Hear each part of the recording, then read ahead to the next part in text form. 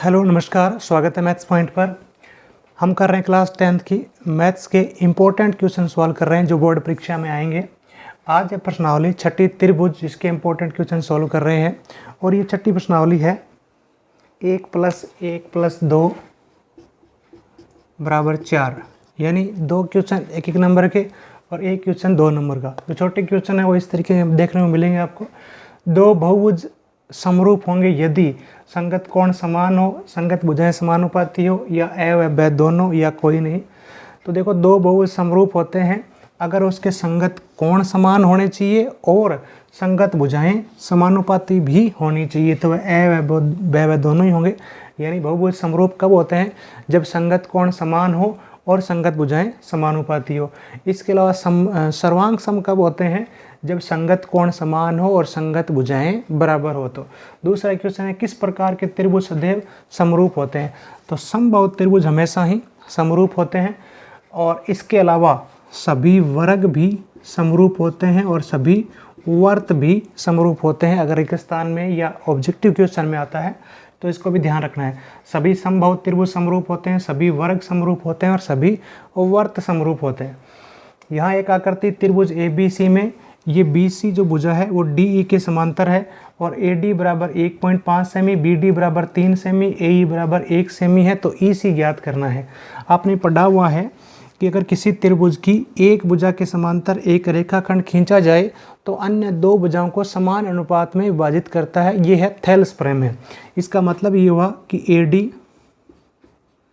बटा BD बराबर AE बटा EC होगा थेल्स प्रमेय से। तो AD यहाँ पर 1.5 बटा BD यहाँ पर 3 बराबर AE यहाँ पर 1 और EC बराबर हमें ज्ञात करना है, तो EC की जगह EC लिखेंगे। EC को 1.5 से गुणा करेंगे, 1.5 गुणा EC बराबर 3 को 1 से गुणा करेंगे 3, तो यहाँ EC बराबर आ जाएगा 3। ये 1.5 चला जाएगा, भाग में पॉइंट हटाकर ऊपर 0 लगाएंगे, 30 में 15 का भाग देंगे 2, तो EC जो है वो 2 सेमी हो जाएगा। चौथा क्वेश्चन है त्रिभुज ABC समरूप PQR हो तो कौन सा कथन असत्य है? देखो 2 त्रिभुज अगर समरूप हो तो उनके संगत कोण बराबर होते हैं और संगत भुजाएं समानुपाती होती। संगत कोण का मतलब कोण A बराबर कोण P होगा, कहीं नहीं लिखा हुआ। कोण B बराबर कोण Q, तो कोण B बराबर कोण Q ये तो कथन सत्य है, और कोण C बराबर कोण R ये भी कथन सत्य है। उसके अलावा संगत भुजाएं समानुपाती होती है, और यहाँ बराबर लिखा हुआ है तो भी ठीक है, समानुपाती है बराबर भी हो सकती है।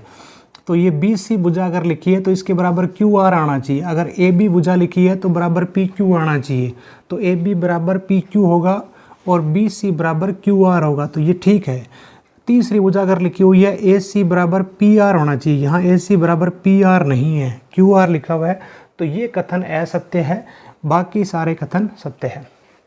अगला क्वेश्चन है ABCD एक समलंब चतुर्भुज है।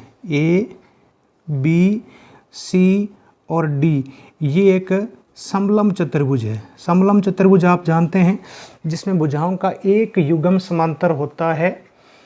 भुजा जिसमें AB समांतर CD है ये हमें दिया हुआ है, और जो असमांतर भुजा है, समांतर नहीं है, जैसे AD और BC, इनके ऊपर पॉइंट एक E और इधर F इस प्रकार है कि ये जो EF है वो AB के समांतर है।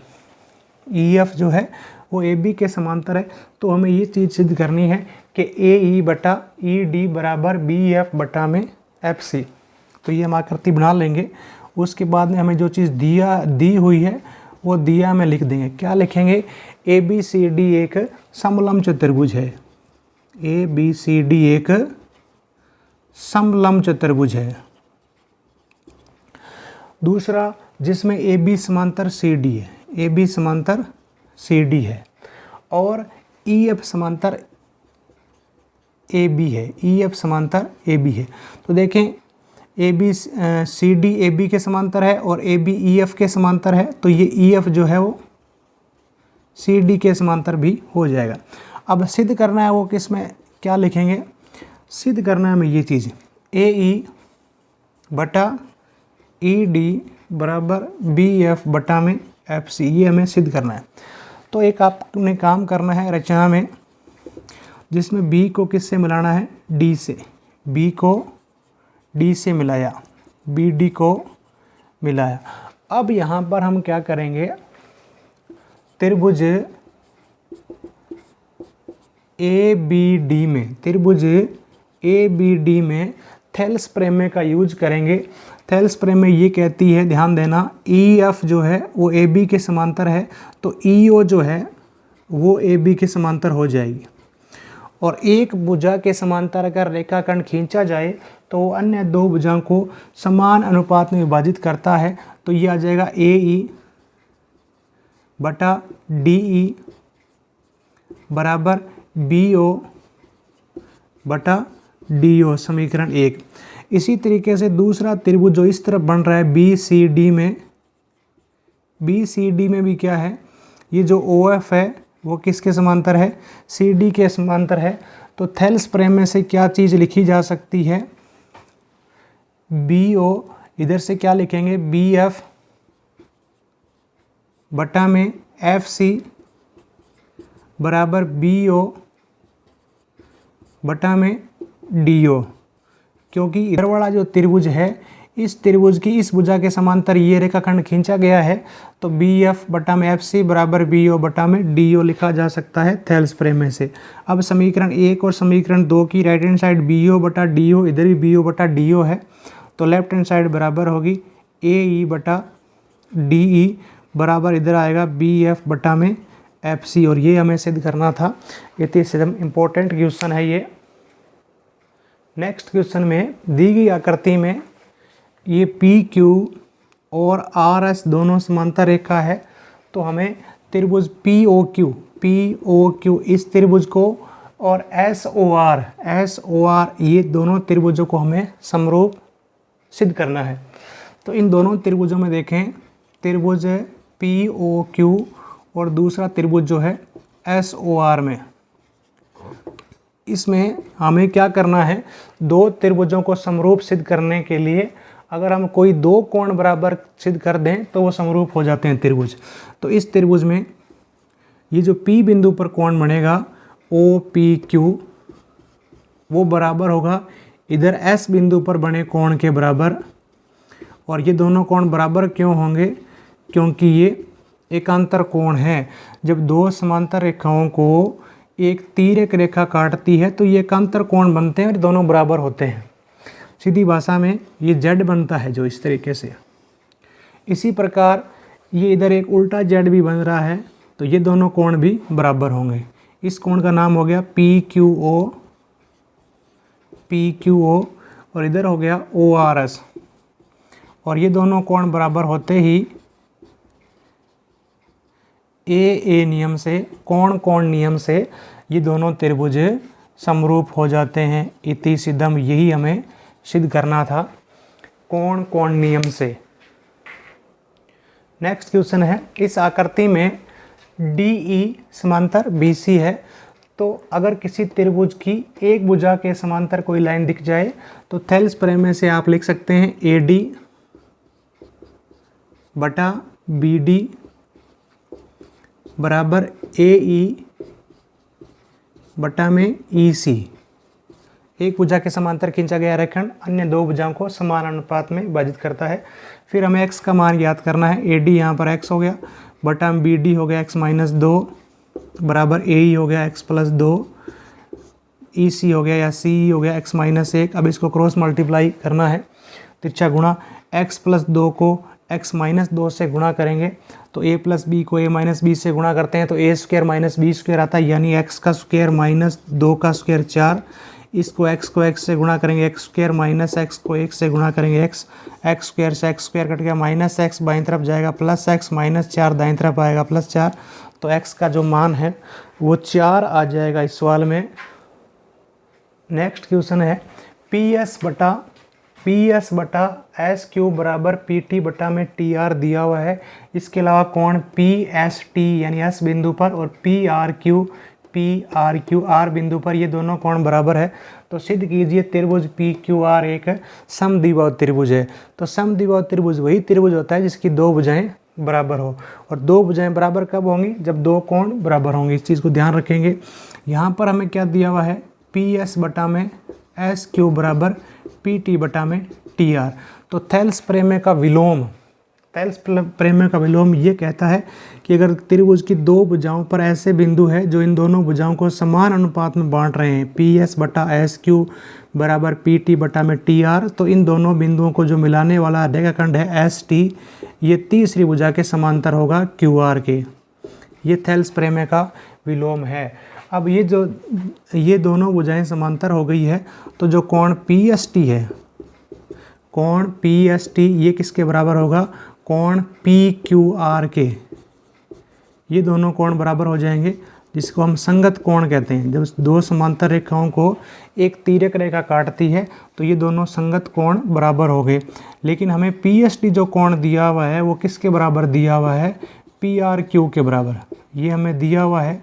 तो ये पी एस टी, ये पी एस टी, तो ये दोनों राइट हैंड साइड भी बराबर हो जाएगी। यानी कोण पी क्यू आर जो है वो किसके बराबर हो जाएगा? पी आर क्यू के बराबर। पी क्यू आर ये कोण पी आर क्यू इसके बराबर, ये दोनों कोण बराबर होंगे। अब हम जानते हैं कि बराबर कोणों की सम्मुख भुजा बराबर होती है। बराबर कोणों की सम्मुख भुजाएं बराबर होती है। तो ये दोनों कोण बराबर है, तो इनके सामने वाली भुजा भी बराबर होगी। इस कोण के सामने की भुजा पी क्यू, त्रिभुज पी क्यू आर में, और इस कोण के सामने वाली भुजा इस त्रिभुज में पी आर। और किसी त्रिभुज की दो भुजाएं बराबर हो तो वो त्रिभुज जो होता है उसको हम क्या कहते हैं? समद्विबाहु त्रिभुज। तो यहाँ पर पी क्यू आर एक समद्विबाहु त्रिभुज है। ये सिद्ध हो गया। लास्ट क्वेश्चन है इस प्रश्नावली का कि त्रिभुज ए बी सी की भुजा बी सी पर एक बिंदु डी इस प्रकार है कि कोण ए डी सी बराबर कोण बी ए सी। तो हमें सिद्ध करना है सी ए स्क्वायर बराबर C B dot C D, यानी सी बी गुणा सी डी। तो देखें त्रिभुज ए बी सी, इस त्रिभुज का नाम है ए बी सी। तो इस बी सी पर एक पॉइंट डी इस प्रकार है कि जो कोण ए डी सी ये वाला जो कोण है वो है कोण बी ए सी के बराबर, इस पूरे के बराबर। तो हमें ये चीज़ सिद्ध करनी है। अब ये ध्यान देना है आपने, दो कोण जो बराबर दे रखे हैं उन दोनों को कोणों को बनाने वाले त्रिभुजों को हमें समरूप सिद्ध करेंगे, और समरूप त्रिभुजों की संगत भुजाएं समानुपाती लिखेंगे तो ये चीज़ आ जाएगी। तो हमें कौन से त्रिभुजों का समरूप करना है उसका नाम भी ध्यान से लिखना है। एक तो ये त्रिभुज हो गया छोटे वाला जिसका नाम हो गया सी डी ए, त्रिभुज सी डी ए, और दूसरा त्रिभुज हो गया बड़ा, और कौन सा? सी पॉइंट पहला, और फिर डी पर जो बड़ा कोण है उधर ए पर बने कोण के बराबर है, तो ए नाम आएगा सी ए बी। इन दोनों त्रिभुजों को हमें समरूप सिद्ध करना है, और समरूप सिद्ध करने के लिए बहुत सिंपल है। ये जो छोटे वाला त्रिभुज है इसका तो कोण हो गया ए डी सी, डी बिंदु पर बना कोण, और बड़े त्रिभुज का हो गया ए बिंदु पर बना कोण बी ए सी। ये हमें दे रखा है दोनों बराबर, और एक कोण और बराबर लिखना है जो कि ऑटोमेटिक बराबर है सी बराबर सी, कोण सी बराबर कोण सी। ये जो सी है वो त्रिभुज ए डी सी के लिए भी है और बड़े त्रिभुज के लिए भी है, तो ये उभयनिष्ठ कोण हो गया, कॉमन एंगल हो गया। अब ए नियम से त्रिभुज सी डी ए समरूप त्रिभुज सी ए बी। अब हमें लिखना है कि समरूप त्रिभुजों की संगत भुजाएं समानुपाती होती है। संगत भुजा कौन से लिखेंगे? इसकी सी डी भुजा लिखेंगे, बटा में इसकी आएगी सी ए बराबर, दोबारा इसकी कौन सी भुजा लिखनी है? ए डी नहीं है, सी ए लिखेंगे, बटा में इसकी कौन सी आएगी? C B. अब सी ए को सी ए से गुणा करेंगे सी ए स्क्वायर, सी बी को सी डी से गुणा करेंगे C B dot C D. यही सिद्ध करना था, ये जो सिद्ध करना है ये आ जाएगा।